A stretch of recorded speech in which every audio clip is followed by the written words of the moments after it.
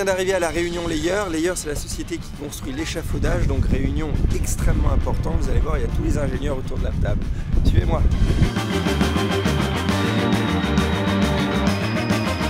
Le deuxième truc qui était important pour moi, la petite courbe au départ là-bas. Oui. En fait, on a une nacelle de départ qui monte et qui descend, qui me permet de sauter et atterrir dedans. Au lieu de me concentrer sur le saut en bas, le fait de devoir sauter là-haut, c'est une complication en plus. La réunion de ce jour va porter essentiellement sur beaucoup de détails techniques et notamment de sécurité.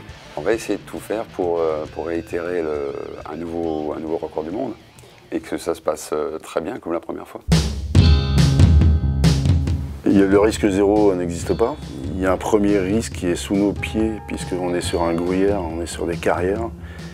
Donc d'où le gros travail qu'on a dû faire avec le géologue du site pour lui expliquer comment on sécurisait nos installations. Layer a en charge la mise en place de la rampe. Nous avons également la mise en place de la sécurité autour de cette rampe et de la stabilisation dans un contexte un peu particulier puisque c'est un contexte de pente assez raide et surtout d'un site chargé en termes de public. Il y a un public extrêmement important. Donc, qui dit public extrêmement important, il demande une gestion de ce public. Normalement, si on se trouve avec un mouvement de foule, on doit avoir mis en place tout un dispositif qui va, s'il ne va pas empêcher ce mouvement de foule, va faire en sorte qu'on va pouvoir le canaliser, qu'on va pouvoir sortir les gens dans de bonnes conditions.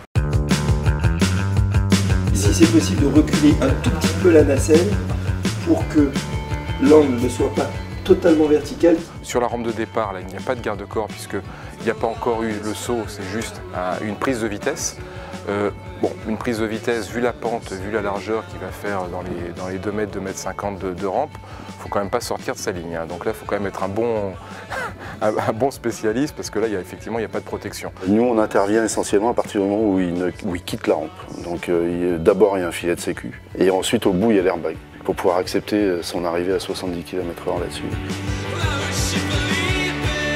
Le premier saut va être très tendu pour nous parce qu'il y a effectivement un premier test à faire grandeur nature. S'il y a besoin, on pourra intervenir pour faire une modification sur place. Il y a une équipe de montage qui va rester sur place. C'est quand même quelque chose qui est assez atypique. Il y a une part quand même de risque. On maîtrise notre technique, on est certain que la rampe, elle va bien fonctionner, elle va se tenir, elle est stable. Mais après, il y a tout un tas d'impondérables, notamment comment le bois, les conditions climatiques. Là, effectivement, il y a quand même une certaine appréhension. Hein, oui, c'est pas un saut anodin, je vous assure.